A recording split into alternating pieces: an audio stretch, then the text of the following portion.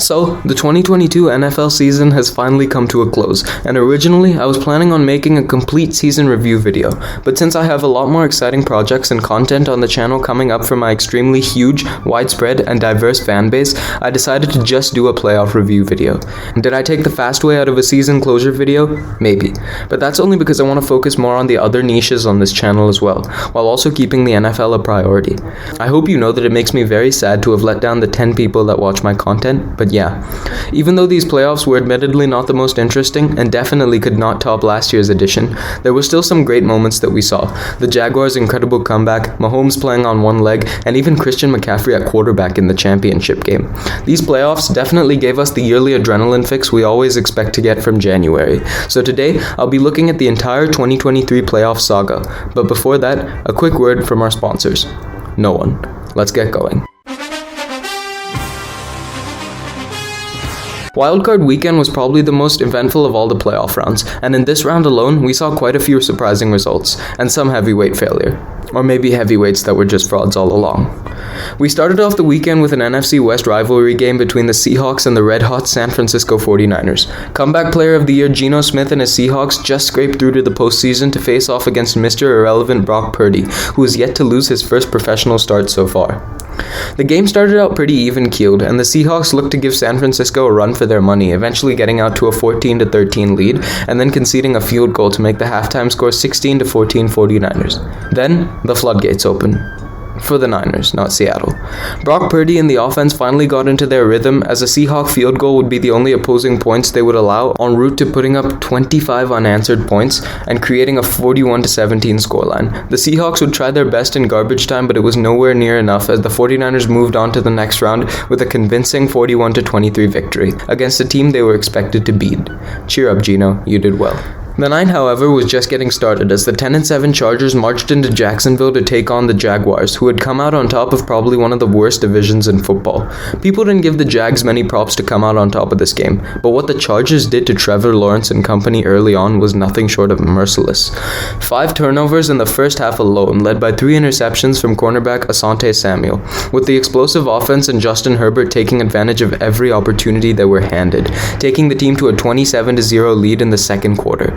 Boos resounded around the stadium for a Trevor Lawrence who had already misfired on 12 of his 16 throws. Lawrence found ETN for a touchdown to make it 27-7 going into the break, but hope was still nowhere to be seen in Duval. Everyone believed that Los Angeles was all but through to the divisional round. The Chargers, however, took this as a challenge, and in the words of multiple YouTubers and Chargers fans across America, the Chargers chargered harder than the Chargers have ever chargered before. Rock bottom. In a game they were expected to rout the Jaguars in, Trevor Lawrence and company snatched victories from the jaws of defeat, and the worst part is, they have nobody to blame for it but themselves. Just 3 points in the second half, and a missed field goal that could have potentially sealed the game. It could have been them that would have the pleasure of being the Chiefs' punching bag in the divisional round, but they had to throw it all away. Hey, I mean, at least you got the best jersey in the league. Much like the Buffalo Bills, who had missed out on a first-round bye due to a tragic incident in a game against Cincinnati earlier that year. Now, this season had been pretty rough for a banged-up Bills team that looked unstoppable early on. And as for the Dolphins, they had to suffer much of the same fate throughout their season, as injuries to their star quarterback Tua Tagovailoa plagued their entire year, and they'd have to start this game with second-string quarterback Skylar Thompson. The Bills were expected to waltz through to a divisional round matchup with ease, and it looked for a large part of the game that they would do so too. Things just weren't clicking for Miami. And then they slowly started. Down 17-3, the defense began to shut down Buffalo. After settling for a couple of field goals, Skylar Thompson finally put together a touchdown drive with a pass to Mike Gesicki, and then the defense came up with a fumble recovery for a touchdown to give Miami the 24-20 lead. Buffalo then climbed back on top with a couple of touchdowns to take a 34-24 lead. The Dolphins then marched back down the field to get 3 points off Buffalo. After a stop from the defense, Miami was back on the field, and with plenty of time left to try and take the lead. They couldn't do anything with it. Buffalo came out, and even with the help of an incredible catch, they couldn't do anything with the football. 4th and 1 with 2:30 left on the clock. The Dolphins, after a questionable delay of game penalty, bringing it back to 4th and 6. The Dolphins couldn't get past the line to gain, and so the Bills managed the game clock to a victory and a divisional round berth. Even with that eventful game, the entertainment still hadn't completed, as the number 3 Vikings took on the surprise ticket to the playoffs in the New York Giants. For a lot of people going into this game, the Minnesota Vikings weren't fooling them. They felt that somewhere underneath that suspect defense and a sea of close games was a team waiting to lose in the playoffs, and apparently they were right. Brian Daboll and Daniel Jones played an almost perfect game on offense, as Jones was able to pick apart one of the worst passing defenses in the league. With help from Saquon Barkley, the Giants would eventually take a 17-7 lead on Minnesota late in the second quarter, but Kirk Cousins responded by taking his team down the field for a go-ahead touchdown and cut the deficit to 3 points moving into the break. The Giants would just keep going with monster plays to Saquon Barkley and Isaiah Hodgins, and it would eventually re-establish their 10-point lead with another touchdown. The Vikings were adept at keeping the game going, though, and responded with a touchdown of their own in what had proven to be a very close game. After forcing a stop on defense, the Vikings would move their way down the field and get inside field goal range, and Linval Joseph would make the score 24-24 with 12 minutes to play. And so the Giants would move down the field again and score yet another touchdown. The Vikings wouldn't be able to respond immediately, and on what could have been the game's most pivotal play, Darius Slayton dropped a pass that could have probably won the game for the Giants. But no matter, the Vikings have 3 minutes to try and find a touchdown. A questionable roughing the passer call and a few completions keep the drive alive as the Vikings fight for one last chance. So on 4th and 8 with the season on the line, Cousins takes the snap and checks it down for 3 yards. A year of fraudulence that could have at least seen a slightly deep run in the playoffs finished in round 1. That 4th down play call honestly got everything it deserved.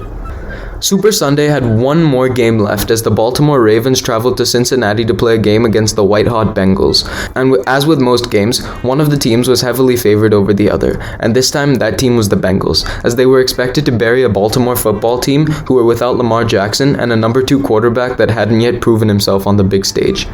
But yet again, as with most games, the teams that were seen as large underdogs pulled through to keep the game as tight as could be. Even if Joe Burrow hadn't lost a step and was carrying through his form from the regular season, the Ravens were able to dominate the time of possession, and late in the game, it looked like they were really going to pull off a big win without their main man under center. Tyler Huntley had really stepped up, and had put up a great performance so far, but at 17 all with 13 minutes to play, the Ravens were on the goal line. Huntley fumbles the football trying to get across, the ball is picked up by Sam Hubbard, and he takes it in for a touchdown.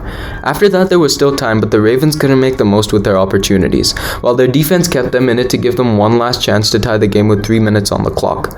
Baltimore again couldn't assemble a fluent drive on offense and left it to one last Hail Mary throw on the final play of the game, which could have actually been caught, but was then dropped.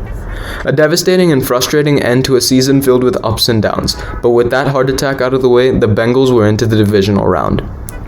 Okay, so Monday night gave us our final game of the Super Wildcard weekend, Bucks versus Cowboys in Tampa. Remember how I said that the AFC South was one of the worst divisions in the league this year? Well, the NFC South was the worst division. It had been a tough year for Brady and company, but they had come out on top of an absolutely putrid division at 8-9, and so the Buccaneers trotted out without many expecting them to win. They didn't just not win though. They were dominated every which way by a Cowboys team that finally looked good in the playoffs for once. Dak Prescott played a perfect game as the world would watch Tom Brady be crushed and buried inside the Raymond James Stadium for 4 quarters. Dallas would move on, beating the Buccaneers 31-14, and Tom Brady walked out of a football field for what we would later learn would be his last time doing so. I have an extremely long video about him if you want to go see that. And no, I didn't forget to talk about Brett Maher missing 4 straight extra points. I just didn't want to because he's been incredible all season and I feel bad for the guy. Okay, so wildcard over, now we have the divisional round, which wasn't exactly as exciting, but to be honest, there was a pretty high bar that had already been set. Up first were the Jacksonville Jaguars versus the Kansas City Chiefs. This game was a bit of a mixed bag for Kansas City fans. The Jaguars ended up going 3 and out on their very first drive, and then the Chiefs offense ended up scoring a touchdown, which was met with a pretty much automatic equalizer by Jacksonville. Patrick Mahomes suffered an ankle sprain that was expected to limit him for the rest of the playoffs. It looked like his game was over, but we forget that this man is immune to all bad things, and he went on to complete the drive, capping it off with a field goal to make the score 10-7. But eventually, Mahomes had to sit out, and so backup Chad Henne was forced to make some magic happen in the divisional round of the playoffs, something he had done 2 years ago against the Browns, and something he did again with a 98-yard drive for a touchdown to make the score 17-7 in favor of Kansas City with 5 minutes to play in the second quarter. Jacksonville was able to keep up though, and so the teams went into halftime at 17-10 Kansas Kansas City. Mahomes came back out in the second half and took the Chiefs down the field for 3 points to create a 10-point Jacksonville deficit. Jacksonville then scored yet another touchdown, utilizing the run game that had been dominant all day so far to make the score 17-20. But again, Mahomes showed why he is and has been the hottest prospect in the league even after 5 years, bringing the game out of Jacksonville's reach with another touchdown pass. This proved too much for the Jaguars, who couldn't get it done, and on an onside kick attempt, the Chiefs recovered, sending the Jags home and ending Duval's impressive run. Cheer up, boys, the future looks bright. Saturday football carried on with an NFC East rivalry featuring the New York Giants and the number 1 seed Philadelphia Eagles. The Giants were looking to pull off an upset against a heavily favored Eagles team in Lincoln Financial Field, and they came nowhere close. The entire game was both offensive and defensive domination by Philly, with Jalen Hurts and company not just beating the Giants, but stomping all over them in every facet of the game. Literally, the run game was unstoppable. Brian Daboll received an end to a season that was an unfit way to culminate such a triumphant run, but things are looking bright in New York right now, and they'll have some thinking to do in the offseason regarding their quarterback situation. But the Eagles marched on to the next round while the Giants were left in their tracks. Now, Bills-Bengals in a snowy Buffalo Stadium. The Bills were coming off a close win in the wild card round, and lots of people were looking at a neutral site AFC championship game. And as the great Joe Burrow said after the game, better send those refunds. The Bengals marched right into Orchard Park and destroyed the Bills, both offensively and defensively, with Joe Burrow playing a near perfect game in the snow, and also providing us NFL fans with one of the coolest videos of the season. Buffalo never really got a rhythm going, and even if they were able to keep it close at 17-10, the game eventually got away from them. Jamar Chase and Joe Mixon racked up the yards on offense, and Cincinnati was able to take the game with a final score of 27-10. One whole year of crying about last year's overtime loss to Kansas City, saying we'll be back and this is how your season ends. I know the Bills were very banged up on both sides of the ball, and of course there have been some morale-lowering setbacks throughout the year, but it can't finish like this. Buffalo, you have a lot of thinking to do. How much longer will you suffer one devastating playoff loss after another with Josh Allen? And with a pass rush that is basically Von Miller or bust, there's work to be done this offseason. You can only embrace it and come back stronger next year. Now, for the final game, it's Cowboys-Niners at Levi's Stadium. The Cowboys defense played a perfect game in the first half, but the offense and Dak Prescott just couldn't get it done. Dallas just kept making mistakes on offense, giving the 49ers chance after chance to score, but then limiting them to field goals to keep the team in it. And halfway through the third quarter, the teams were tied at 9 apiece. San Francisco finally got into it with a touchdown to give them a 16-9 lead. After a big return from Kevontae Turpin, Dallas would have great field position on their next drive. And yet another field goal. The 49ers would extend their lead to 19-12, and even with 2 minutes left on the clock, Dallas couldn't surmise any sort of offensive progress. San Francisco proved unable to put the game to bed, and so the Cowboys had a last gasp chance to push for overtime. And I'm sorry, but Ezekiel Elliott as the only man on the offensive line is a recipe for disaster. Take this L, Dallas. It'll bring you back to earth. Now we move on to the sharpest edge of the playoff knife. Other than the Super Bowl, of course. Championship Sunday began with one of the most awaited matchups featuring two red-hot teams in the 49ers and Eagles. Both teams were given an equal chance to win this game with the type of perfection and loaded rosters they had on both sides of the football, but this game was ruined with one of the worst aspects of the league: injuries. Over the course of the last few years, San Francisco had experienced injury woes like no other, but this game was perhaps their most painful moment, both literally and figuratively. The Eagles went right down the field with a touchdown off a drive that included a huge catch that should not have counted from Devontae Smith. And then, on the very first Niners offensive drive, their star quarterback Brock Purdy suffered an elbow injury after he took a hit from Eagles defensive end Javon Hargrave. And from there on, it was tough to watch. With 36-year-old QB Josh Johnson unable to do much against a dominant Eagles defense, Christian Mccaffrey looked to bring the game back into the grasp of San Francisco, but there was only so much he could do on his own. Even Josh Johnson got injured, and late in the fourth quarter, McCaffrey was asked to play quarterback, which did not go so well. The 49ers defense was ripped to pieces by Philadelphia as they marched on to the Super Bowl, pipping the Niners 31-7. This offseason will prove to be tough with the quarterback situation in San Francisco, but the 2022 season was definitely a reminder that this is one of the most loaded rosters in the NFL, and they can do wonders with a healthy signal caller. They will be back. Okay, so it was a pretty big bummer on the NFC side of things, but if anyone thought they were in for a completely boring Sunday, the AFC Championship game changed all of that. Chiefs versus Bengals in a rematch of last year. Now going into this game, Mahomes was coming off a pretty bad ankle sprain that he got versus Jacksonville, and Cincinnati was coming off probably one of its best wins of the season, so you can see why they were talking as much trash as they did. They were, however, humbled at the face of a Patrick Mahomes that looked pretty much completely healthy. He put together 2 drives that only came away with field goals, as did the Bengals to make the score 6-3. Then the Chiefs took a bet on 4th down and ended up not just converting but putting 7 more on the board to make the score 13-3. The Bengals defense was able to keep Cincinnati in it, and Joe Burrow drove his team down the field to score a field goal and close out the half at 13-6. Another Bengals stop gave Burrow and company the opportunity to drive down the field, and drive down the field they did to make the score even at 13-13. After an incredible throw from Mahomes to MVS and another stop on defense for the Bengals, Cincinnati was able to drive down the field yet again and find a rushing touchdown to Joe Mixon to again tie the game up, this time at 20-20. So with over a minute left on the clock, Cincinnati had the opportunity to lead a game-winning drive to send the Bengals to their 2nd consecutive Super Bowl. Or not.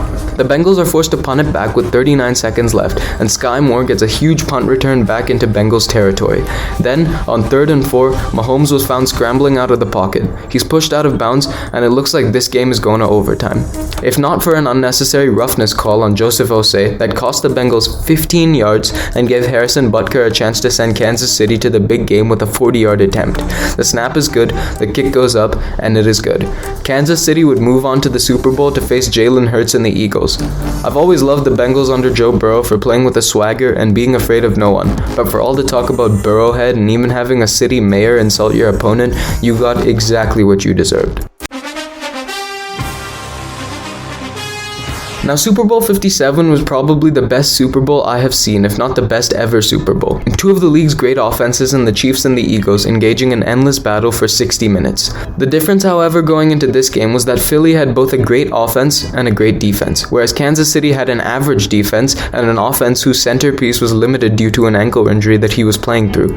The Philadelphia pass rush had generated the 3rd most sacks for any defensive line in the history of the league, and every player on the line had at least double-digit sacks for the entire season, versus a Chiefs O-line that was average and pretty good at best. Mahomes' scrambling ability was to be limited because of his injury situation, and things overall were pointing towards a Philadelphia win. Mahomes doesn't like to go out without a fight though, and he was doing the best he could on a busted ankle that he somehow managed to bang up even more.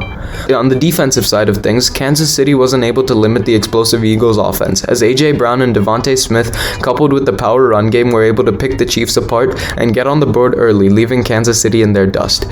Patrick Mahomes and the Chiefs kept it close to make sure it wasn't a total blowout, but right now the Eagles were proving to be too much to handle, capping off the second half with a field goal to extend their lead to 24-14 and a 10-point advantage going into the break. Then we saw Rihanna make her return in style with one of the best halftime shows in, I didn't watch it. After Rihanna set the stage on fire, a feat which I totally watched all the way through, it was time for some fireworks to light up on the actual football field, and boy did they. Kansas City rallied to score 2 straight touchdowns and limit Philly to just a field goal, making the score 28-27 Chiefs in the 4th quarter. Kansas City then ran an incredible play called Corn Dog to make the score 35-27, and it wasn't the first time they had used it in this game. Philadelphia came back though and converted both a touchdown and a 2-point conversion, with Jalen Hurts tying the record previously held by Terrell Davis for most rushing touchdowns in a Super Bowl. So at 35-35, Kansas City looked to push for a winner, with a better part of 4 minutes left on the clock. Mahomes put together an amazingly fluent drive on an ankle that he had made look just fine, even after injuring it earlier on in the game. And with 1:40 left on the clock, one of the most controversial moments of the season took place, as James Bradbury was called on an apparent holding penalty that saw the Chiefs keep their drive alive. I don't know how to judge this call, but all I know is that it changed the course of this game entirely. If that penalty doesn't stand, the Chiefs kick a field goal and give Philly a chance to tie or even win the game with 1 minute 40 seconds left. Instead, they get a fresh set of downs and run the clock out as much as they can, kicking a field goal to take the lead 38-35, leaving just 8 seconds on the clock. Jalen Hurts winds up for one last gasp Hail Mary attempt and can't finish the job.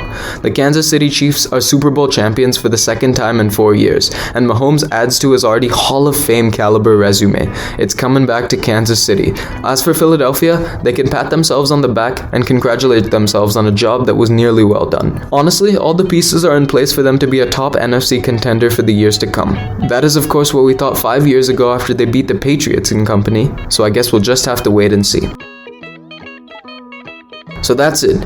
The champion of the 2022 NFL season has been crowned. These playoffs might not have lived up to the standard of last year, but that isn't to say that they weren't exciting.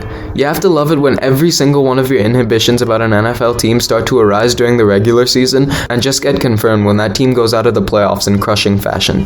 The playoffs have been home to some of the greatest games in NFL history and are always a treat to watch in any way or form. So with the NFL season over and the offseason about to commence, we as NFL fans will be eager to see the moves that are made by the 32 teams in the league, analyze those moves, and evaluate our team's chances of making the playoffs next year. So as always, sit back, relax, and enjoy the show, because you might regret it if you don't.